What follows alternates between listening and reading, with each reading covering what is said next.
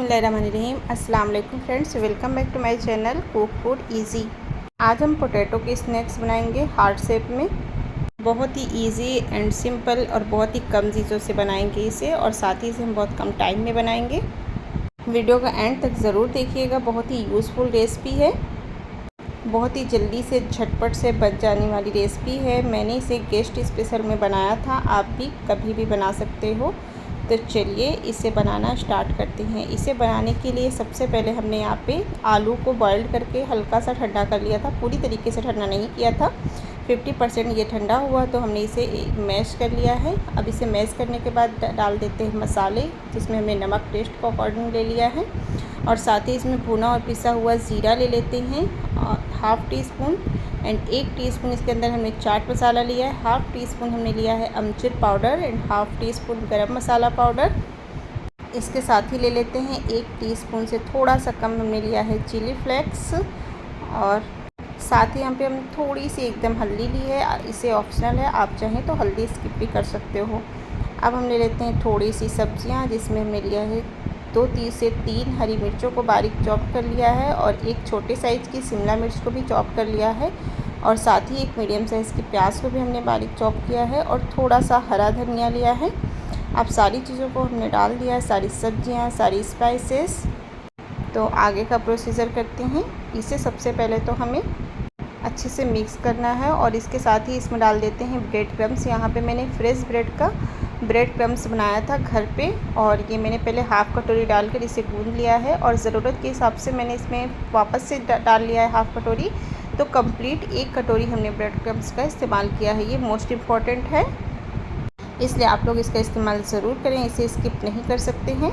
अब हमने आटे को एकदम अच्छे तरीके से आलू को गूंद लिया है आटे की तरीके, और अब मैं यहाँ पर 2 तरीके के आपको कटलेट बनाकर दिखा रही हूँ। सबसे पहले तो आप चाहें तो इसे इस तरीके से बहुत ही सिंपली ईज़िली से बन जाता है स्क्वायर शेप में। आप चाहें तो इस तरीके से आप इसे स्क्वायर शेप में भी बना सकते हो, बट आज मुझे हार्ट शेप में बनाना था, तो मैंने सारे के सारे कटलेट्स हार्ट शेप में ही बनाए हैं। इसे बनाने के लिए एक साइड से आप थोड़ा सा उंगली से ब्रश कर दें, और दूसरी साइड से आप उन दोनों उंगलियों से इस तरीके से दबा दें, तो यहाँ पे एक नीचे से नोक टाइप से बन जाता है, और ऊपर जब आप दबा देंगे बीच से तो दोनों साइड से इसके किनारे से निकल जाते हैं, तो बहुत ही आसानी से हार्ट शेप में कटलेट बन जाता है। एक मैंने आपको बनाकर दिखा दिया, और देखिए मैंने यहाँ पे इतने कटलेट्स बनाकर रेडी किए थे, क्योंकि मुझे अभी सारे फ्राई नहीं करने थे, सारे बनाने ही नहीं थे।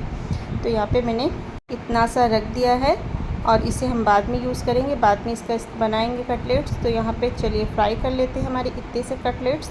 यहाँ पे मैंने एक बड़े चौड़े पैन का इस्तेमाल किया है फ्राई करने के लिए, क्योंकि कटलेट्स कढ़ाई के अंदर आप इसे फ्राई करेंगे तो फिर ये बहुत थोड़ी सी जगह होती है ना, तो फिर टूट जाते हैं। तो इसके लिए मैंने इसे पैन में डाला है, रिफाइंड ऑयल में फ्राई कर रहे हैं। अब इसे डाल करके जब तक इसके अंदर बबल्स आ रहे थे छोड़ दिया है मीडियम फ्लेम पे, और जैसे इसके बबल्स थोड़े से कम हो गए, हम ऐसे एक छोटे चम्मच से पलट देंगे।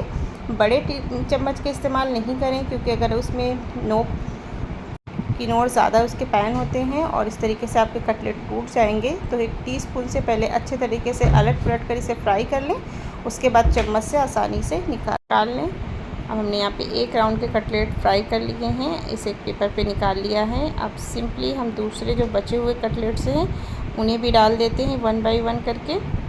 फ्रेंड्स, ये कटलेट बनाने में ना बहुत ज़्यादा टाइम बिल्कुल भी नहीं लगता है। मैं अगर आलू बॉयल करने से फ्राई तक का टाइमिंग आपको बताऊँ तो ज़्यादा से ज़्यादा 30 से 35 मिनट लगा है। और यहाँ पे मैंने बाकी की चीज़ें सर्व कर दी थी, क्योंकि मैंने गेस्ट के लिए बनाए थे कटलेट्स, तो उसके साथ ही मैंने यहाँ पे थोड़ी सी मिठाइयाँ और फ्रूट्स वगैरह भी प्रिपेयर किया था। और अभी मैंने 1 राउंड के ही कटलेट्स निकाले थे, तो 1 राउंड की मैंने प्लेटिंग कर दी थी। जब दूसरे राउंड का निकलेगा तो हम कंप्लीट प्लेटिंग इसकी भी कर देंगे। फ्रेंड्स, वीडियो अच्छा लगा है तो एक लाइक ज़रूर कीजिएगा, और मेरे चैनल पे अगर आप नए हैं, अब तक सब्सक्राइब नहीं किया है, तो मेरे चैनल कुक फूड इजी को सब्सक्राइब ज़रूर कर लीजिएगा। मिलते हैं फिर किसी ऐसी क्विक रेसिपी में। अल्लाह हाफ़िज़।